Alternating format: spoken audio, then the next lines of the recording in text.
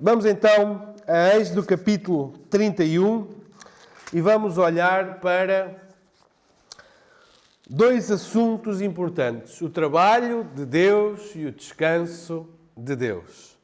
Vamos então fazer a leitura e diz assim, Êxodo 31, verso 1. Disse mais o Senhor a Moisés: Eis que chamei pelo nome a Bezalel, filho de Uri, filho de Ur, da tribo de Judá. E o enchi do Espírito de Deus, de habilidade, de inteligência e de conhecimento em todo o artifício, para elaborar desenhos e trabalhar em ouro, em prata, em bronze, para lapidação de pedras de engaste, para entalho de madeira, para toda a sorte de lavores. Eis que lhe dei por companheiro Oliabe, filho de Azamaque, da tribo de Dan, e dei habilidade a todos os homens hábeis para que me façam tudo o que tenho ordenado. A tenda da congregação, a arca do testemunho e o propiciatório que está por cima dela e todos os pertences da tenda, e a mesa com os seus utensílios e o candelabro de ouro puro com todos os seus utensílios e o altar do incenso e o altar do holocausto com todos os seus utensílios e a bacia com o seu suporte e as vestes finamente tecidas e as vestes sagradas do sacerdote Arão e as vestes dos seus filhos para oficiarem como sacerdotes e o óleo da unção e o incenso aromático para o santuário, eles farão tudo segundo tenho ordenado. Disse mais o Senhor a Moisés: Tu, pois, falarás aos filhos de Israel e lhes dirás: Certamente guardareis os meus sábados, pois é sinal entre mim e vós nas vossas gerações, para que saibais que eu sou o Senhor que vos santifica. Portanto, guardareis o sábado, porque é santo para vós outros. Aquele que o profanar morrerá, pois qualquer que nele fizer alguma obra será eliminado do meio do seu povo. 6 dias se trabalhará, porém o 7º dia é sábado do repouso solene, santo ao Senhor. Qualquer que no dia de sábado fizer alguma obra, morrerá. Pelo que os filhos de Israel guardarão o sábado, celebrando-o por aliança perpétua nas suas gerações. Entre mim e os filhos de Israel é sinal para sempre, porque em 6 dias fez o Senhor os céus e a terra, e ao 7º dia descansou e tomou alento. E tendo acabado de falar com ele no monte Sinai, deu a Moisés as 2 tábuas do testemunho, tábuas de pedra, escritas pelo dedo de Deus. Até aqui a palavra do Senhor. Vamos orar novamente. Amado Deus, uma vez mais te rogamos para que Tu nos fales hoje através da Tua palavra, Senhor. Ensina-nos, Senhor, a viver vidas que Te agradem, vidas que se conformam à Tua palavra, Senhor. Sê connosco esta noite. Te pedimos no nome de Jesus Cristo. Amém. Amém. Como eu já disse, então, vamos falar sobre o serviço a Deus e o descanso de Deus. São 2 temas que poderiam ser tratados até isoladamente, cada um uma pregação, mas vamos fazer o capítulo todo hoje, se assim Deus o permitir. Então, a primeira parte está do versículo 1 ao versículo 11, onde temos então a chamada de Deus para o serviço de Deus. Neste texto temos a designação dos homens para construírem tudo o que o Senhor tinha mostrado a Moisés. Porque o que a gente tem lido até agora não é o que era o que iria ser. Deus está a dar as instruções de como é que as coisas iriam ser. A partir de agora é que se vai construir o tabernáculo. Até agora tem sido somente instrução. E aqui temos então a chamada de 2 homens, pelo menos não quer dizer que foram só eles, não foram, mas estes 2 homens estavam responsáveis por orientar todo o trabalho da construção de todas as coisas que Deus tinha dado a Moisés para construir. E esta passagem traz grandes lições para nós sobre o serviço a Deus. Irmãos, nós por vezes queremos colocar qualquer pessoa a fazer qualquer coisa para que ela se sinta integrada. E quando assim é, corremos um sério risco de colocar a pessoa errada no ministério errado. E isso vai trazer prejuízo a todos. O princípio de como Deus chamou estes homens, como nós vamos ver, ainda é o mesmo hoje em dia para o serviço na sua igreja. Vamos ver 5 pontos sobre o serviço de Deus que nós devemos ter atenção, que estão no texto para aqueles homens e ainda servem para a sua igreja hoje. O primeiro princípio é que Deus chama individualmente cada um para a sua obra, pessoalmente. Reparem o que diz o verso 2. Chamei pelo nome a Bezalel. Significa algo muito pessoal, muito individual. Não é chamei um qualquer. Perguntei quem queria vir e foi Bezalel que veio. Não. Deus conhece cada um dos seus filhos, cada pessoa que incorpora o seu povo e chama individualmente cada um para o seu serviço. Ninguém pensa aqui que não tem um chamado de Deus. Todos nós aqui temos esse chamado de Deus. Todos nós aqui fomos chamados por Deus para fazer alguma coisa. Não há crentes estéreis. Não há crentes assistentes. Há crentes que são capacitados e chamados por Deus individualmente. Ele chama cada um pelo nome e nos designa a todos nós para uma obra específica. Se a fazemos ou não, essa é outra questão. Mas todos nós somos chamados individualmente por Deus. Temos esse ensino em 1 Coríntios 12, onde diz que Deus dá os dons, o Espírito dá os dons a quem quer, segundo lhe apraz. Mas dá a todos, a cada um individualmente. O segundo ponto que nós devemos ter em conta é que Deus não só chama pessoalmente, mas Ele capacita com o seu Espírito Santo. É o que diz no verso 3. E enchi do Espírito de Deus. Ele chamou Bezalel e encheu, em primeiro lugar, do Espírito de Deus. O Deus que chama é o mesmo Deus que dá o seu Espírito, que dá a capacitação sobrenatural para realizar a sua obra. A obra de Deus, irmãos, faz-se com pessoas cheias do Espírito Santo. A obra de Deus não deve ser entregue aos ímpios, aos incrédulos. A obra de Deus é feita pelos filhos de Deus, que são habitados pelo Espírito Santo. Temos que aprender isso. Sabemos que haveria muitas pessoas, muitos incrédulos lá fora, que fariam muitas coisas melhores do que aquela que nós fazemos. Mas eles não teriam uma coisa que nós temos, que não é uma coisa, é uma pessoa.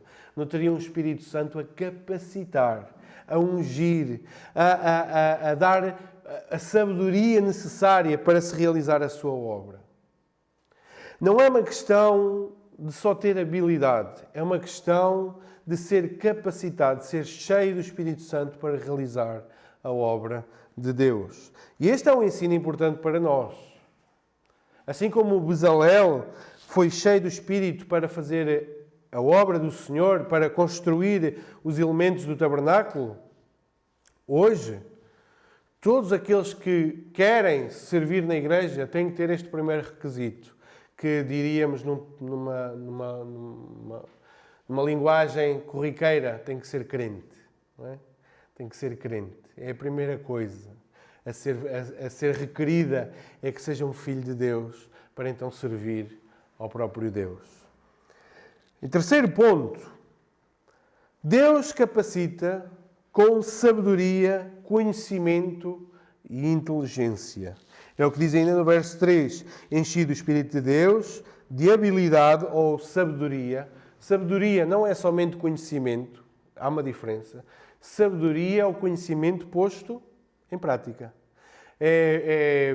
Não é somente tirar o curso na universidade. A Jéssica está a tirar o curso de fisioterapia, não é? Ela agora tem, poderíamos dizer, inteligência, conhecimento. Mas chegará com o passar dos anos, com ossos partidos aqui e ali, chegará o dia em que ela terá sabedoria na sua arte, tem experiência, tem habilidade, já há muita coisa se passou, já há muito conhecimento foi adquirido na prática. Então, há uma diferença entre inteligência, conhecimento e sabedoria. Sabedoria é colocar a inteligência em prática. É conhecer aquilo que se está a fazer. E da mesma forma que Deus dá o seu Espírito Santo, também dá capacitação prática para exercer a obra. Deus não somente deu o Espírito, mas dá a sabedoria, habilidade, inteligência, conhecimento.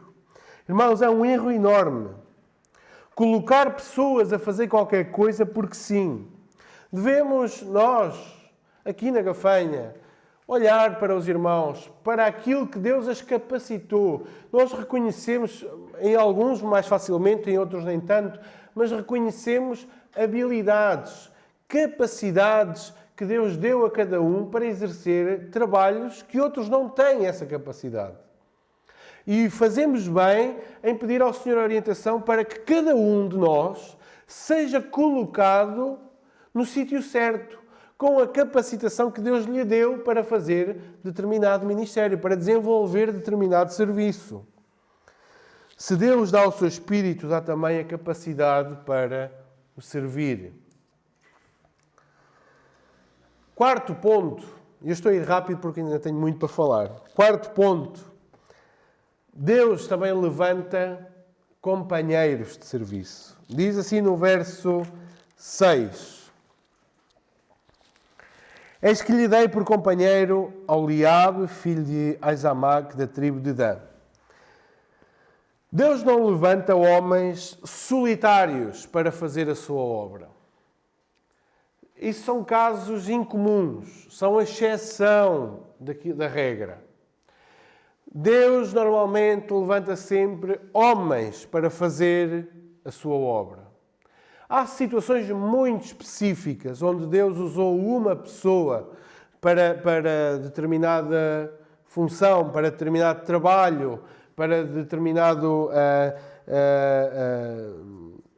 obra que o Senhor queira realizar. Mas o normal é Deus levantar homens, e digo homens e mulheres, para fazer a sua obra. Deus, não temos aqui El Lobo solitário, né? Que vai sozinho e faz as suas coisas sozinho, porque só ele é que foi chamado por Deus para... Irmãos, este nem é um princípio bíblico, por exemplo, da organização de igreja. Deus não coordenou o pastor da igreja, mas que quando levanta o quê? Um governo levanta o quê? Presbíteros. Levanta homens, não um homem acima dos demais, mas levanta homens para governar a sua igreja. E não só para o governo, mas para diversos trabalhos. É bom que tenhamos companheiros de ministério. Bezalel poderia estar sozinho, mas é muito melhor e a obra faz-se melhor quando nós nos fazemos acompanhar de outros para realizar a obra de Deus. Haverá sempre um Ló para acompanhar Abraão. Haverá sempre um Arão ou Josué para estar com Moisés. Haverá sempre um Barnabé, ou um Silas, ou um Timóteo para estar com Paulo. Há sempre companheiros de ministério. O nosso Senhor Jesus Cristo, que poderia fazer todas as coisas sozinho, não fez nada sozinho, mas andou sempre acompanhado. E quando falo não fez nada sozinho, claro está, os irmãos compreendem que há um momento em que Cristo tinha que trilhar o caminho da cruz sozinho. Mas no seu ministério, ele fez sempre acompanhar até à última hora, até aquele Monte das Oliveiras. Ele chamou os seus discípulos e 3 deles para mais perto dele, naquele momento de oração. Então fazemos mal quando pensamos que podemos realizar a obra de Deus sozinhos. É impossível, irmãos. Ou será muito, muito difícil. Deus sempre tem levantado companheiros de ministério. Deus sempre tem levantado homens para estar com outros homens, para nos apoiarmos na obra do Senhor, para realizarmos o seu trabalho. E em quinto lugar, Deus chama e capacita pessoas para fazer a sua obra. A sua obra. Como Deus diz no verso 6 e 11, tudo o que tenho ordenado.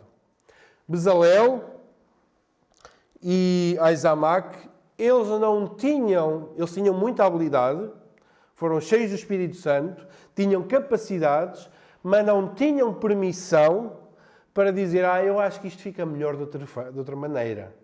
Eu acho que o candelabro com aquelas flores não fica tão bonito, vou fazer diferente. Eles não tinham autorização para mudar aquilo que Deus tinha estabelecido. Eles tinham que fazer tudo conforme Deus tinha ordenado. Não havia autorização para inventar coisas. Mas era a capacidade habilidade, sabedoria para fazer aquilo que Deus predeterminara que deveria ser feito. Da mesma forma, irmãos, hoje, em muitos aspectos, nós muitas vezes prejudicamos-nos porque achamos que sabemos melhor do que Deus o que é que deve ser feito na igreja. Achamos que, e estou a dizer achamos, não estou a falar aqui da gafanha, como é lógico. Estou a falar de uma forma muito geral, muito abrangente. Mas a igreja, muitas vezes acha, não, tanto tempo de pregação não, 10, 15, 20 minutos de pregação é mais do que suficiente. Porque essas pessoas acham que a pregação da palavra de Deus é que é amassadora. Não é o coração que é corrompido e rebelde. É a palavra de Deus é que é amassadora. As pessoas acham que o culto deve ser desta ou daquela forma, ter este ou aquele elemento, porque acham que assim é que deve ser. Introduzem-se coisas que Deus nunca mandou introduzir. Danças, coreografias e coisas deste género que nunca se viu na igreja e agora vê-se introduzido coisas dessas na igreja. Para quê? Porque achamos que fazemos melhor? Porque achamos que aquilo que Deus nos deu para o seu culto não é suficiente? Até na maneira de nos relacionarmos. Até na maneira de lidarmos com os problemas. Deus falou-nos como é que deveria ser a disciplina da igreja, por exemplo. E nós, é natural, temos dificuldade com isso e achamos que outras maneiras são melhores para lidar com alguns problemas da igreja. Irmãos, são tantas as áreas da nossa vida que nós às vezes corremos o risco de pensar que fazemos melhor do que aquilo que Deus nos disse para fazer. Se Deus nos capacitou, se Deus nos chamou, se Deus nos designou para fazer uma obra, para fazer um serviço, um ministério, façamo-lo conforme o mandamento do Senhor. Não à nossa maneira, mas à maneira de Deus. Irmãos, o trabalho é de Deus, não é nosso. Por isso, devemos isso a Ele. Se qualquer um de nós contratar alguém para fazer determinada obra, se nós, imaginem os irmãos que cada um de vocês contrata um pedreiro, diz, olha, eu quero construir esta parede desta maneira, com esta largura, com esta altura, porque vocês têm um propósito específico para que aquela parede seja assim. E vem o pedreiro, um dos maiores pedreiros do país, cheio de habilidade, cheio de conhecimento, e faz a parede totalmente ao contrário do que vocês tinham dito. Foi um bom pedreiro? A nível de construção, sim. Mas foi um mau pedreiro, porque não fez conforme vocês disseram. Então, a capacidade e a habilidade não nos dá liberdade para inventar, mas sim para obedecer e fazer conforme o Senhor prescreveu na sua palavra.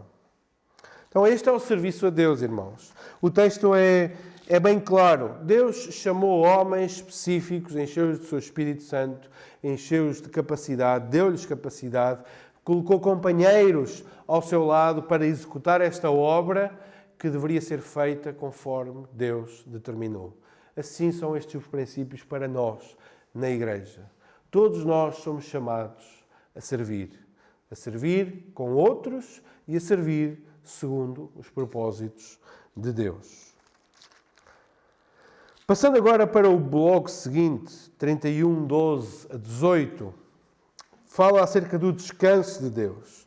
Se na primeira parte temos ensino sobre o serviço, o trabalho, e sobre as pessoas para executar esse trabalho, agora temos ensino sobre descansar, o sábado do Senhor. E a primeira coisa que nós notamos é que o sábado, ou a guarda do sábado, é sinal da aliança entre Deus e o seu povo. Vemos isso no verso 13, 16 e 17. Diz assim: Tu, pois, falarás aos filhos de Israel e lhes dirás, certamente guardareis os meus sábados, pois é sinal entre mim e vós nas vossas gerações. E depois no 16, pelo que os filhos de Israel guardarão o sábado, celebrando por aliança perpétua nas suas gerações. Entre mim e os filhos de Israel é sinal para sempre, porque em 6 dias fez o Senhor os céus e a terra, e ao 7º descansou e tomou alento.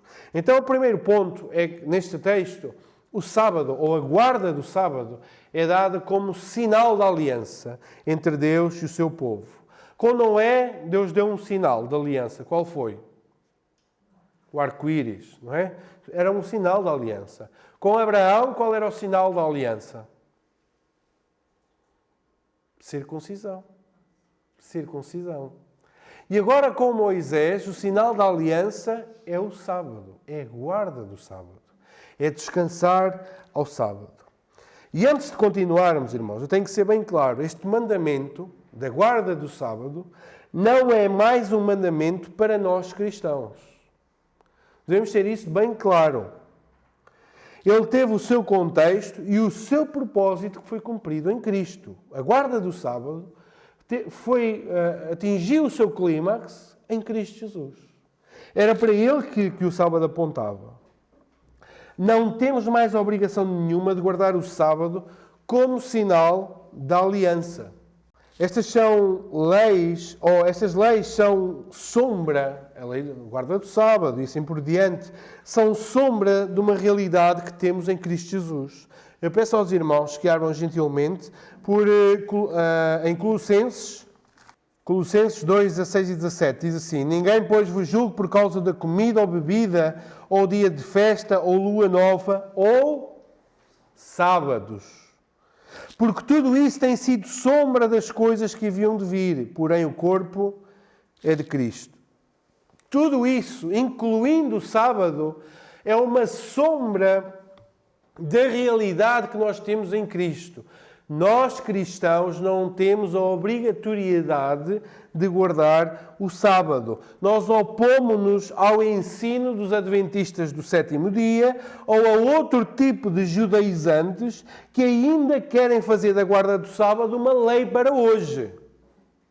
Têm sinal de espiritualidade, mas eles são legalistas. Têm uma salvação por obras.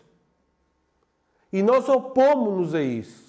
Foi contra isso que Paulo estava a opor aqui em Colossenses, em Gálatas e em outras cartas. Trazer as coisas da lei como uma carga para os gentios. Nós não temos obrigatoriedade de guardar o sábado. Para estes que nos querem colocar esta imposição, então nós devemos perguntar, e caso a pessoa não cumpra a guarda do sábado, também se aplica a sanção? Não é? Se o sábado é para guardar, porque está na lei, a sanção também está na lei. E qual era a sanção? Morte. Deve morrer. Se não cumprir, deve morrer. Então, se a lei é para cumprir, a sentença também é para cumprir. Onde é que está a autoridade para dizer que uma coisa é e a outra não é? Estão a ser inconsistentes. E se disserem, mas diz que é estatuto perpétuo. Pois, também o sumo sacerdócio, os sacrifícios, são estatutos perpétuos. Deus diz várias vezes que o sacrifício, a Páscoa, tudo mais, são coisas para serem celebradas por todas as gerações. É estatuto perpétuo ao Senhor. É perpétuo enquanto a geração durar, enquanto o sacerdócio durar. Mas vem Cristo e torna isso tudo real, verdadeiro e aí sim perpétuo. Aí sim para todo sempre. Irmãos, eu quero ser claro aqui. A guarda do sábado, como sinal de aliança, cumpriu o seu propósito até que Cristo viesse. Não temos obrigatoriedade sob a lei, de guardar o sábado.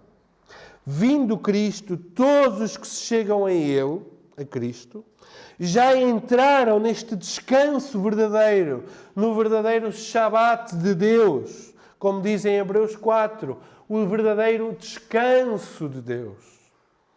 Em Hebreus 4, mais ou menos, diz assim, ora, se Josué lhe tivesse feito entrar no verdadeiro descanso, não precisaríamos de outro.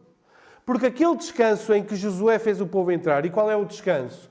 Sair do Egito, peregrinar na terra e entrar na terra prometida. Era o descanso. do povo de Deus. Mas aquele descanso não era o descanso final. Porque se fosse final, não precisaríamos de outro. Mas aquele não era o final. Então, nós entramos por Cristo no verdadeiro descanso de Deus. Então, embora não tenhamos a guarda do sábado, eu quero ser claro quanto a isto, não temos essa guarda do sábado como obrigação ao cumprimento da aliança do Antigo Testamento. Temos por princípio a guarda ou reservar o domingo, o primeiro dia da semana. E esta não é uma mera substituição, mas há uma razão para termos o domingo como dia de cultuar a Deus. Não estamos a dizer que o sábado dos judeus agora é o nosso domingo, porque eles não têm o mesmo peso. Mas realmente a Igreja passou, segundo aquilo que nós lemos em Atos, passou a reunir-se ao domingo. E porquê o domingo? O que é o domingo? É o dia do Senhor. Dominus. Domingo vem de Dominus, do Senhor. Foi nesse dia que Cristo ressuscitou. E se queremos fazer algum paralelo, então, o domingo é o nosso dia de descanso, é o dia da vitória sobre a morte. É o dia em que a vida reinou sobre a morte. Jesus Cristo ressuscitou. E reparem como é interessante. Eu não estou a dizer que o significado é este, mas não pude deixar de pensar sobre isto. Para o judeu, ele trabalhava para alcançar o descanso. O cristão começa com o descanso para depois trabalhar. Né? O judeu trabalha 6 dias para alcançar o 7º. Nós começamos, entramos no descanso e depois então temos a semana de trabalho à nossa espera. É-nos indicado também, outra razão para celebrarmos ao domingo, é-nos indicado que em Atos a Igreja se reuniu no primeiro dia da semana. Ou seja, estava reunida no domingo para o partir do pão. O apóstolo João, em Apocalipse 1:10, chama o dia do Senhor. E o dia do Senhor, que João se refere ali em Apocalipse 1:10, não está a significar o último dia, como o dia do Senhor que aparecia nos profetas. Mas era o dia do Senhor, o domingo. O dia em que o Senhor tinha ressuscitado. A Igreja parece que adquiriu o hábito, em vez de se reunir ao sábado, reunia-se ao domingo com o fim de partir o pão, de celebrar o culto a Deus. Irmãos, esta não é uma obrigação, mas é um princípio que a Igreja tem seguido desde o início. No século II, os escritos é que a Igreja se reunia ao domingo.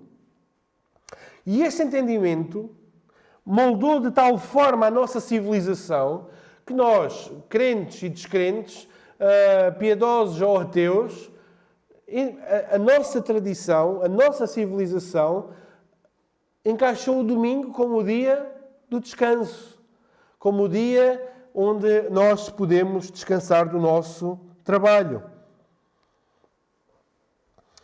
Então, posto isto, nós não temos o sábado como obrigação legal para a salvação de o guardar. Mas temos um princípio que nos é dado pela Igreja ao longo dos séculos e logo do início, de guardarmos ou de termos o domingo como o dia para cultuar a Deus, para o celebrar, para guardarmos para o nosso descanso. Ainda assim, o que é que aprendemos com a lei de Deus e como é que o que é que ela ainda nos ensina hoje em dia? E aquilo que eu vou dizer muito é retirado de um teólogo, Bruce Waltke, no livro Teologia do Antigo Testamento. Ele faz aqui uma série de apontamentos sobre o que é que nós aprendemos com o sábado, com a guarda do sábado. E o primeiro deles é que o descanso, porque o sábado era para isso, era para descansar, é um momento de celebração e de desfrutar de Deus. É um momento para nós pararmos no nosso dia-a-dia, para nos dedicarmos exclusivamente ao Senhor. E isso é uma bênção, irmãos. Muitos acham que podem continuar na sua força. O incrédulo, sim, continua a trabalhar dias sem fim, sem parar. Mas o crente satisfaz em parar para cultuar a Deus, em parar para descansar, em parar para se deleitar em Deus. E quando Ele não o faz, sejamos sinceros, há um incómodo da nossa parte por não estarmos a fazer. Há um incómodo interior por não estarmos a respeitar isso. Porque é bom parar para nos deleitarmos em Deus, nos deleitarmos na Sua presença. Então, o descanso é um momento para celebrar e desfrutar da presença de Deus. Também o descanso é uma lembrança de Deus, de que Deus não nos avalia pelo que produzimos. Não somos máquinas. Temos valor à parte do que produzimos e isso é uma lição difícil de aprender. Nós aprendemos a valorizar-nos a nós e aos outros pela produção que aquela pessoa ou eu dou. É assim, aquela pessoa mata-se a trabalhar, é um trabalhador, trabalha sem fim, não descansa. E aprendemos a valorizar isso, como se aquilo que a pessoa produz fosse tudo aquilo que a pessoa é, quando não é verdade. E o descanso, o facto de nós pararmos, é uma lembrança de que nós somos muito mais do que a nossa própria produção, do que aquilo que produzimos. Irmãos, numa economia global como a nossa, onde todos os esforços são centrados na produção, torna-se difícil para nós entender que há mais para além disso. No mundo moderno, onde um dos bens mais preciosos que o ser humano pode ter, sabem qual é? O bem mais precioso desta civilização, deste século? Tempo. Quantas vezes nós ouvimos dizer, não tenho tempo, assoberbados de trabalho. Mas porque colocam esse trabalho sobre si. Não tenho tempo. Mas o Filho de Deus sabe ter esse bem precioso, ou pelo menos deveria saber, ter tempo, descanso para a sua alma. O tempo é um bem raro no mundo em que vivemos. Irmãos, muitos experimentam grande prosperidade material, mas vivem abaixo do limiar da pobreza em termos de tempo. Eu vou repetir. Muitos experimentam grande prosperidade material, muita coisa, mas vivem na pobreza extrema no que se refere a terem tempo, a descansar, a repousar. No mundo onde tudo é imediato, onde temos máquinas para fazer tudo, e esta é uma ironia da nossa civilização, no mundo onde temos mais coisas para fazer tudo, cada vez o ser humano tem menos tempo para alguma coisa. Em casa temos máquinas para tirar café, para lavar a roupa, a louça, o fogão, o gás é imediato, o esquentador, tudo é imediato. Temos os telemóveis que não precisamos andar a enviar cartas, ir aos correios, pôr o selo, esperar pela resposta. Mandamos um e-mail, um WhatsApp, no Messenger. Tudo é imediato. Tudo trabalha para que nós tenhamos mais tempo, mas paradoxalmente cada vez temos menos tempo para as coisas, para a vida, para parar e desfrutar de Deus. O mandamento divino é para que descansemos de trabalhar, de produzir, de participar do funcionamento da economia. É isto que nós aprendemos com o sábado. Parar. Parar. É algo difícil, irmãos. Parar e descansar. Irmãos, o dia de descanso, também devemos aprender, é para deleite do homem. Não é um dia de escravidão. Os fariseus e os rabinos da altura de Jesus, o que é que eles tinham feito com o sábado? Eles tinham feito do sábado algo tão penoso que não era um dia de descanso, era um dia de trabalho a dobrar. Apesar de não fazerem nada, as regras eram tantas do que se podia ou não podiam fazer, que era uma coisa de escravatura. E Jesus vem dizer, olha, o sábado é que foi feito por causa do homem, não o homem por causa do sábado. O sábado serve o homem. O sábado é para ajudar e para abençoar o homem. Não é para se tornar uma escravidão. Irmãos, é dia de descanso. E é para que o homem aprenda a se deleitar em Deus, para que direcione as suas afeições ao Criador. O mandamento de descansar também demonstra que o trabalho pode tornar-se um ato de idolatria.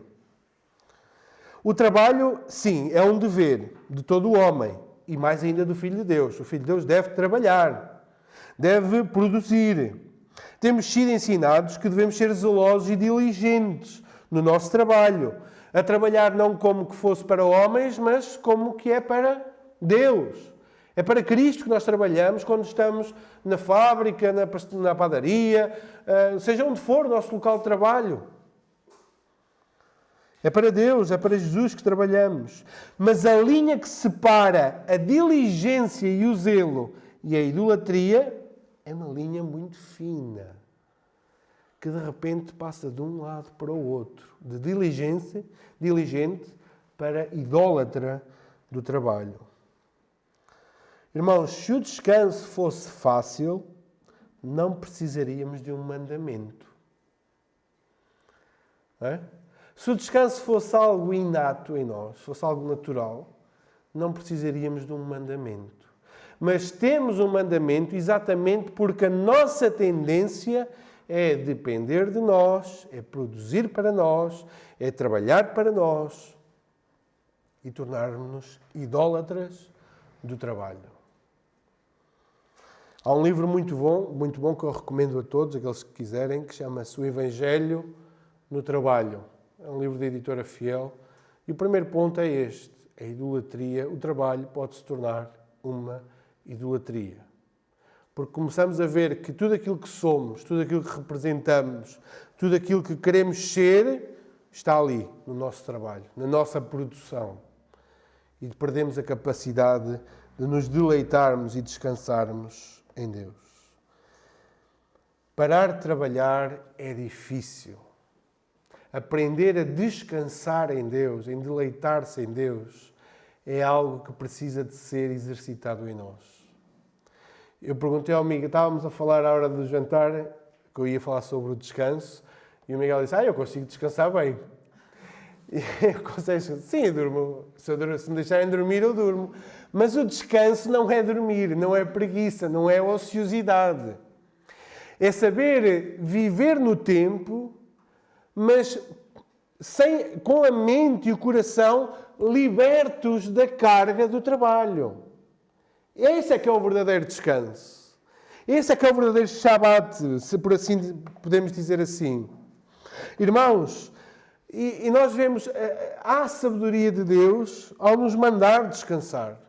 Nós precisamos de descansar, irmãos.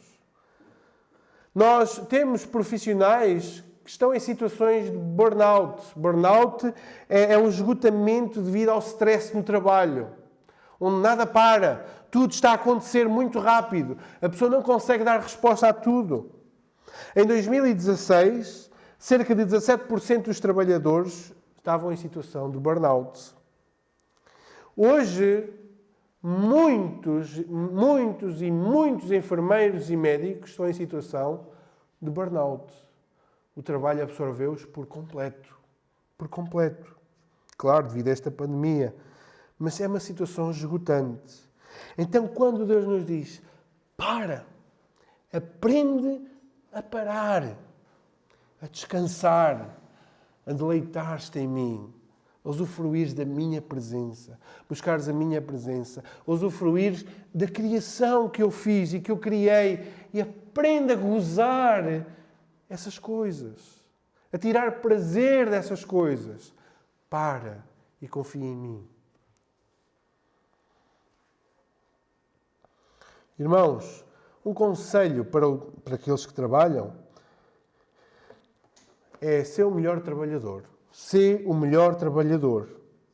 Mas deixa claro ao teu chefe, ao teu patrão, que a tua vida não se resume a trabalhar para ele. Tens que deixar isso claro. É uma determinação que tu tens que fazer na tua vida. A minha vida não é do meu patrão, é de Deus. Eu não vou dizer sempre que sim. Claro, há situações limites, excepcionais, muito pontuais. mas a rotina é tu deixares bem claro que o teu tempo não é do teu patrão, mas é de Deus.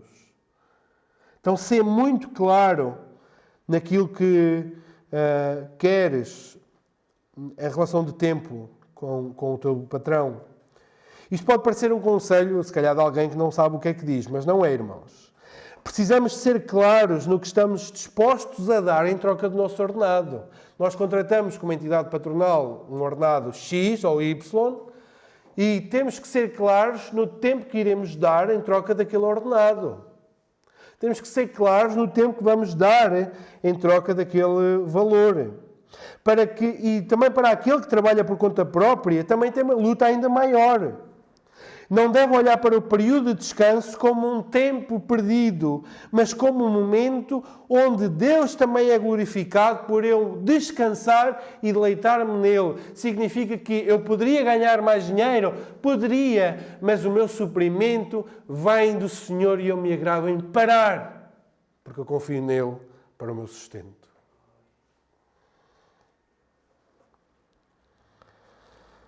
Também um conselho é para descansar da correria e das demandas que o mundo digital nos quer impingir. E falo das redes sociais, irmãos. Muito do nosso verdadeiro descanso é totalmente boicotado por causa das redes sociais. Não são elas, mas é o uso que nós fazemos delas. Aqueles que têm redes sociais, quantos é que poderão dizer... Quantas vezes é que já estragaram um belo serão que poderiam ter com a esposa ou com os filhos, porque viram um post no Facebook e comentaram aquele post e depois alguém respondeu e vocês ficaram lixados com a resposta e respondem também. E quando vão ver já passou uma hora, já se estragou o tempo por causa de uma rede social. Tirou-nos o tempo de descanso. Tirou-nos o tempo que nós devíamos estar a relaxar, a glorificar a Deus no nosso repouso, no nosso descanso.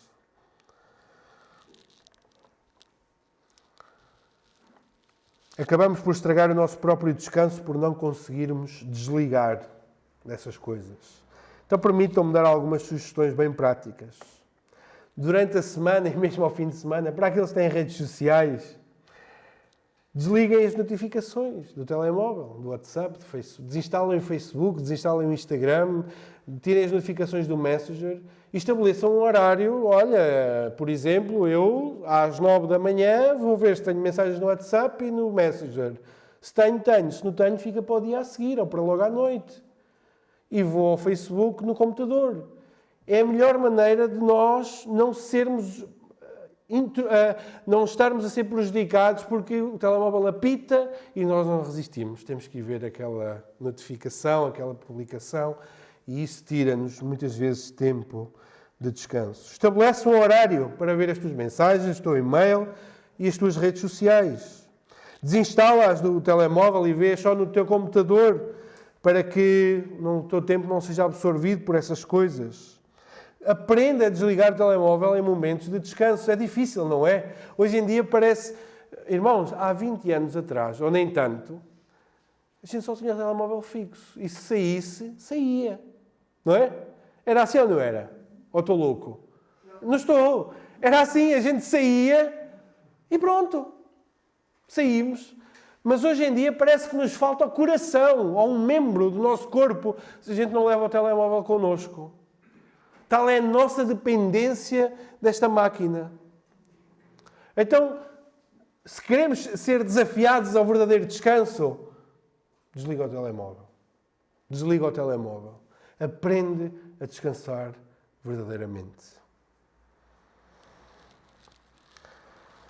E, por último, esforça-te o mais possível para que o domingo seja um dia de verdadeiro descanso. Sim, é um esforço deliberado, porque a nossa tendência é sempre fazer algo mais. É dia de estar unido aos teus irmãos em Cristo, para com eles louvares a Deus, ouvires a sua palavra, mas também para descansares com a tua família, teres tempo para fazer outras coisas. E se achas isso impossível, deves rever as tuas prioridades. Perceber a quem serves. O Waltke, ele diz assim: a pessoa que se sente inclinada a trabalhar 7 dias por semana deve tentar descobrir qual Deus ela adora. A pessoa que se sente inclinada a trabalhar 7 dias por semana deve tentar descobrir qual é o Deus que ela adora. Irmãos, então que aprendamos a descansar em Deus. Aquele que tem o seu contentamento em Deus tem o poder de saber descansar verdadeiramente. Mas aquele que vive vazio pode trabalhar os dias que quiser e conquistar todas as riquezas. Ele vai continuar insatisfeito e continuar a trabalhar. E o descanso ensina-nos que é Deus quem nos satisfaz, que nos dá o que precisamos, que Ele sim é Senhor das nossas vidas. Saber parar para descansar é dizer aos outros, eu podia ganhar mais, podia fazer mais, podia. Mas Deus é quem me satisfaz. Deus é quem me sustenta. Há um testemunho tremendo de um rapaz, um jovem, ou jovem homem, adulto, que não é jovem nenhum já, de uma das nossas igrejas, não é aqui da Gafanha. Estava a falar com ele e com a esposa, por causa do trabalho, do tempo, e ele trabalha numa fábrica, poderia ganhar mais, fazendo turnos, aumentar em 200 ou 300 euros o seu ordenado, mas ele diz, eu prefiro ganhar os 600 e qualquer coisa euros, o salário mínimo, e estar à noite em casa com a minha mulher e com os meus filhos. É tempo precioso. Prefiro isso e ao domingo poder ir à igreja. Podia ganhar mais? Podia. Mas o Deus que ele adora é o Deus das Escrituras. E não lhe tem faltado nada, irmãos. Não lhe tem faltado nada. Temos um irmão lá em Via Longa, chamado Luís Aguiar. Alguns conhecem, ou se não todos aqui. Ele tem um restaurante. E sabem qual é o melhor dia para um restaurante? Normalmente, é o domingo. Mas ele disse, eu não vou abrir ao domingo. E não só não abre ao domingo, como também não abre à quarta, para descansar. Ele com a família dele. E nem por isso deixou de ter menos negócios, nem por isso perdeu clientes, nem por isso baixou os seus rendimentos. É tudo uma questão de confiança em Deus e descansar nele. Que o Senhor nos abençoe.